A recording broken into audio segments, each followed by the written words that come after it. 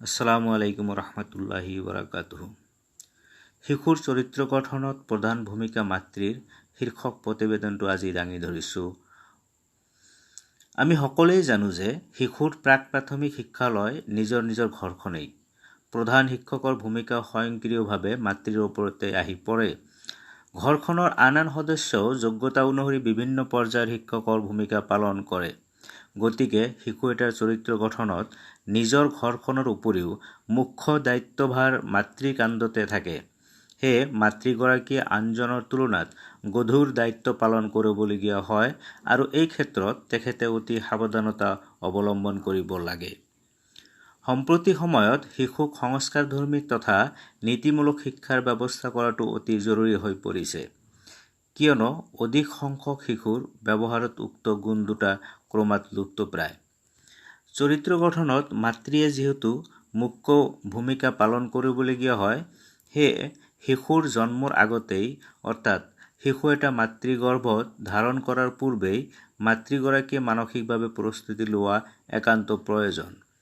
গৰ্ভত ধাৰণ কৰাৰ পৰাই মাতৃগৰাকীৰ কান্ধত আহি পৰে গধুৰ দায়িত্ব। এই সময়ত মাতৃগৰাকীয়ে নিজৰ মনটো নিকা, চিন্তামুক্ত, স্ৰষ্টাৰ প্ৰতি সম্পূৰ্ণ বিশ্বাস লগতে আত্মবিশ্বাসী হোৱা বৰ জৰুৰী। কিয়নো বিজ্ঞানেও দাবী কৰিছে যে শিশু এটা মাতৃগৰ্ভৰ পৰাই শিক্ষা গ্ৰহণ আৰম্ভ কৰে। সেয়ে এই সময়ছোৱা কম গুৰুত্বপূৰ্ণ নহয়। শিশুৰ আন এটা শিক্ষাৰ মাধ্যম হ'ল অনুকৰণ আৰু অনুসৰণ। মোৰ বোধেৰে এই সময়ছোৱা আটাইতকৈ গুৰুত্বপূৰ্ণ।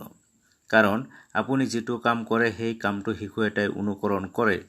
আপোনাৰ আচাৰ আচৰণ, ভাষা, ব্যৱহাৰ, ন্যায়, অন্যায় ইত্যাদি প্ৰতিটো বিষয়ত অনুকৰণ বা অনুসৰণ কৰিব। আপুনি ভাল কাম কৰিলে শিশুটোৱে সেই অনুকৰণ কৰিব আৰু বেয়া কাম কৰিলেও তাৰেই অনুকৰণ কৰিব। কাৰণ এই অনুকৰণ প্ৰক্ৰিয়াটো প্ৰতিটো শিশুৰ আভ্যন্তৰীণ চৰিত্ৰ সহজাত প্ৰবৃত্তি।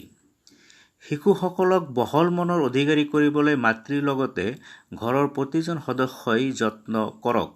প্ৰত্যেকেই নিজৰ অৱস্থান অনুসৰি দায়িত্বশীল। এই জ্ঞান সিহঁতক সৰুৰে পৰাই হাতে কামে শিকাই দিয়ক। ভাল পোৱাৰ নামত সিহঁতৰ প্ৰতিটো দাবী পূৰণ নকৰিব, কিয়নো সিহঁতৰ মগজুৰ বিকাশ অপৰিণত। দাবীবোৰ পূৰণ কৰি গৈ থাকিলে হয়তো এটা সময়ত কিবা এটা অস্বাভাৱিক দাবী কৰি বহিব, যিটো পূৰণ কৰিবলৈ আপুনি বিভিন্ন দিশত হাৰাশাস্তি ভোগ কৰিবলগীয়া হ'বও পাৰে। প্ৰতিষ্ঠানিক শিক্ষা আৰম্ভ হোৱাৰ লগে লগে মাতৃৰ দায়িত্ব দুগুণ বৃদ্ধি পায়গৈ। আধ্যাত্মিক শিক্ষাৰ লগতে প্ৰতিষ্ঠানিক শিক্ষাত সহায় সহযোগিতা কৰা ধেমালি কথা নহয়। এবাৰ যদি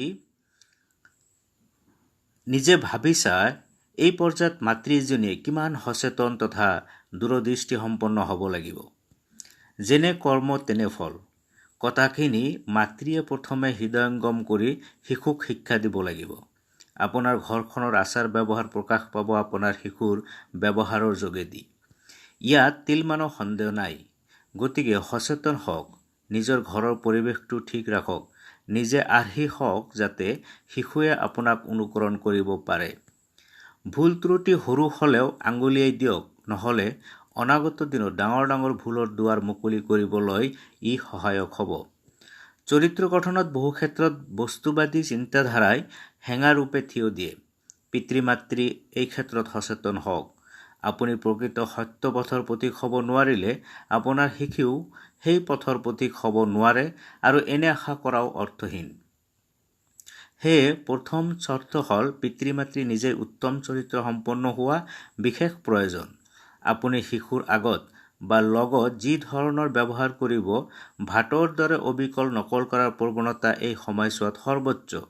লক্ষ্য ৰাখক আপোনাৰ সন্তানে কাৰ লগত ঘূৰা-ফুৰা কৰিছে, ক'ত গৈছে, মোবাইলত কি চাইছে ইত্যাদি। প্ৰতিটো মুহূৰ্তত চোকা দৃষ্টি ৰাখক। আপুনি ধাৰ্মিক হওক আৰু শিশুৰ বাবে আদৰ্শ হওক। ধন্যবাদ। আসসালামু আলাইকুম ওয়া ৰাহমাতুল্লাহি ওয়া বাৰাকাতুহু।